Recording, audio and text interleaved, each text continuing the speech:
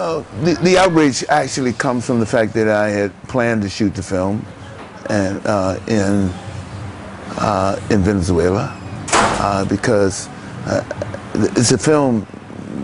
It's a film, a project, a story. It's one of the great untold stories in history, in human history. If you have the only country established from a slave revolt in human history, the only nation established as a result of a slave revolt, then why wouldn't that be a story for all of us, to uplift all of us, you know? That these men and women in extraordinary passion and extraordinary sense of their own humanity, extraordinary sense of their humanity, take that next step and confront the powers of its time, the formation of powers of its time, and defeat those powers, whether it's the French, or whether it's the Spanish, or whether it's the British, or whether it's Napoleon at that time.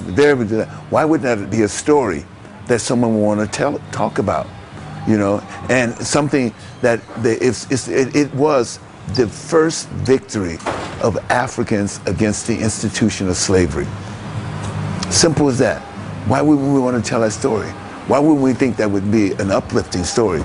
So people, when you get into making movies, there's always this discussion about, you know, about foreign sales or who's going to see it, or what, except modern technology allows us to present a film and be able to put enough print and advertising around the film to create the audience that we want to see. The audience is not, well, this whole idea is mystical in some sort of way, but it's not, it's pragmatic. You talk about a film, people begin to resonate with the movie. They begin to see how that movie translates into their own life, and they tell other people. It's simple. It's simple. It's not like we're inventing rocket fuel, you know, or trying to get to the moon. It's basically, that's the kind of thing, that's the kind of discussion that we never have and never engaged in. We've watched this film industry here in Nigeria grow because people see themselves. They see their lives. They see their own imagination realized before them on a screen, on the films, in front of a screen. So in that sense, what they do is they support that industry. They want to see themselves. The people want to understand, people want to see themselves as they act out their own lives and act through their own journey in life, and as individuals and as communities. Most of our lives, my life, have in some sense attempt to reinforce the idea of empire, and to in some sense place the idea to say that you cannot overcome it, you cannot challenge it.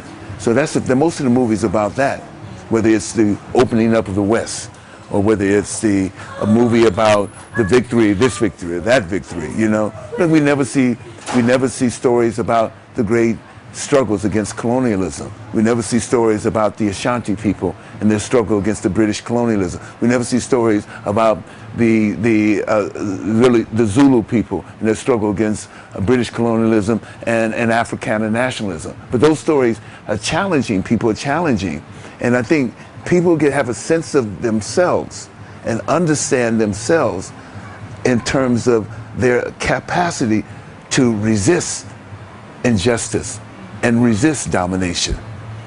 And that's one of the highest levels of people's understanding of who they are.